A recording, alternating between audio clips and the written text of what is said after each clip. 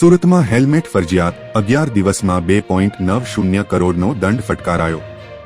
સુરત શહેરમાં સુરક્ષિત ટ્રાફિક વ્યવસ્થા માટે 15મી ફેબ્રુઆરી 2025થી હેલ્મેટ ફરજિયાત બનાવવામાં આવ્યું।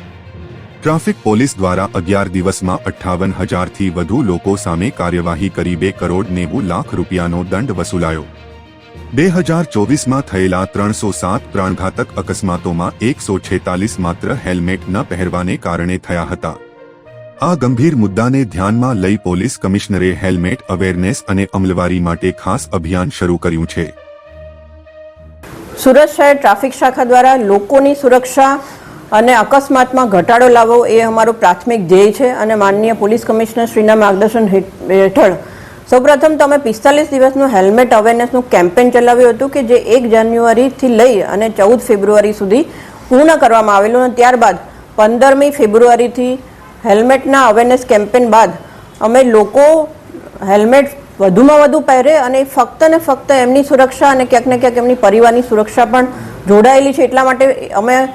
દરેક સુરતના શહેરીજનોને એવી અપીલ કરી હતી અને જેમાં ખરેખર મને સુરતીઓને અભિનંદન આપવાનું મન એટલા માટે થાય છે કે 15મી ફેબ્રુઆરી એટલે એક જ દિવસમાં લગભગ 70થી 75% લોકોએ સ્વયં શિસ્તથી હેલ્મેટનું અમલીકરણ એમણે કરેલું અને આપણે બધાય લોકોએ રોડ ઉપર જોયેલું કે સુરતીઓ પહેલા જ દિવસે 75% જેટલા હેલ્મેટ પહેરીને રોડ ઉપર નીકળેલા હતા। તો જે છેલ્લા 15 દિવસ દરમિયાન જે કામગીરી થઈ છે એમાં આ કમ્પ્લાયન્સ 90% જેટલું પહોંચ્યું છે। એના માટે પણ હું દરેક સુરતીઓને અભિનંદન આપીશ, પરંતુ એની સાથે સાથે એવા 10% લોકો કે જે ખરેખર પોતાના સુરક્ષાની ચિંતા, પોતાના પરિવારની સુરક્ષાની ચિંતા નથી કરી રહ્યા, એમના માટે અમે જે એક્શન પ્લાન બનાવ્યો છે એમાં સૌપ્રથમ તો હું ધ્યાન દોરવા માંગીશ કે અમારા સીસીટીવી કંટ્રોલ રૂમમાં જે 772 કેમેરા છે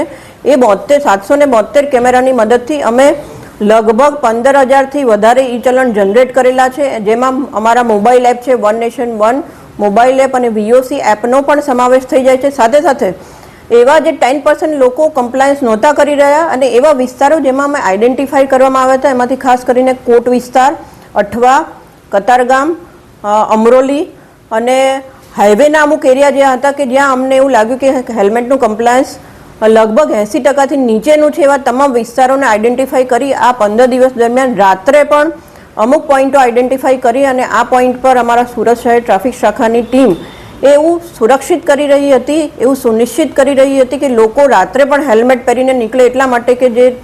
સુરત શહેરમાં અકસ્માત થાય છે એમાં જેવું 50% અકસ્માત ફક્ત ને ફક્ત હેલ્મેટ ના પહેરવાને લીધે થતા હતા, એવો જ સમય પણ ખૂબ જ મહત્વનો છે અને રાત્રે એવું કહી શકાય કે 9 વાગ્યાથી લઈને રાતના 12 વાગ્યા સુધીમાં લગભગ